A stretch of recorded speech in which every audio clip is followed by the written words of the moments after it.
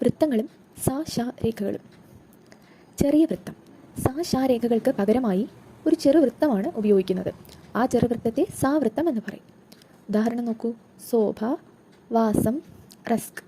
2 തരത്തിലുള്ള രേഖകളുണ്ടെന്ന് അറിയാമല്ലോ, വക്രരേഖയും നേർരേഖയും. വക്രരേഖ എന്ന് പറഞ്ഞാൽ എന്താ? Curved stroke. വാ, പ, ല ഇതുപോലെയുള്ള കേർവ്ഡ് സ്ട്രോക്സും അതുപോലെ സ്ട്രെയിറ്റ് ആയിട്ടുള്ള നേർരേഖയിൽ എഴുതുന്ന സ്ട്രെയിറ്റ് ആയിട്ടുള്ള സ്ട്രോക്കുകളും ഉണ്ട്. ഇത് രണ്ടിനും പ്രത്യേകം ശ്രദ്ധിക്കേണ്ട കുറച്ച് കാര്യങ്ങളുണ്ട്.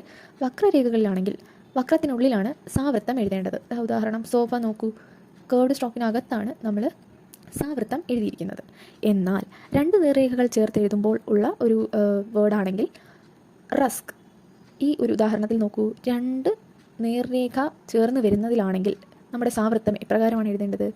2 നേർരേഖകൾ ചേർത്ത് എഴുതുമ്പോൾ കോൺ ഉണ്ടാകുകയാണെങ്കിൽ കോണിന് വെളിയിലും ഇടംഗതിയിലും എഴുതണം.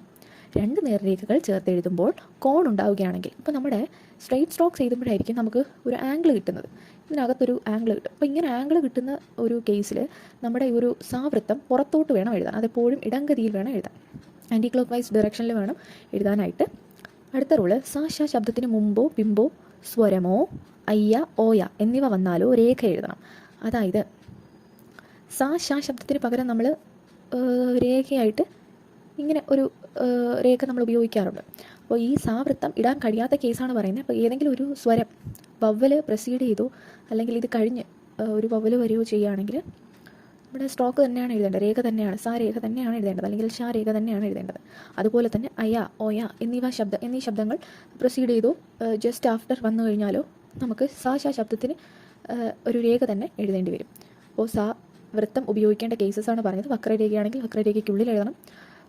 ആംഗിൾ ഫോം ചെയ്യുന്ന സ്ട്രെയിറ്റ് ലൈൻ സ്ട്രോക്കുകൾ വരികയാണെങ്കിൽ, അങ്ങനെയുള്ള രേഖകൾ ആംഗിൾ ഫോം ചെയ്യുകയാണെങ്കിൽ അതിന് പുറത്തായിട്ടായിരിക്കണം, നമ്മുടെ ഒരു ആൻറ്റി ക്ലോക്ക് വൈസ് ഡയറക്ഷനിലായിരിക്കണം നമ്മുടെ സാവൃത്തം വരേണ്ടത്. ഇതിൽ കാണുന്നത് പോലെ, റസ്ക് എന്ന ഉദാഹരണത്തിൽ കാണുന്നത് പോലെ പുറത്തായിരിക്കണം സാവൃത്തം വരേണ്ടത്.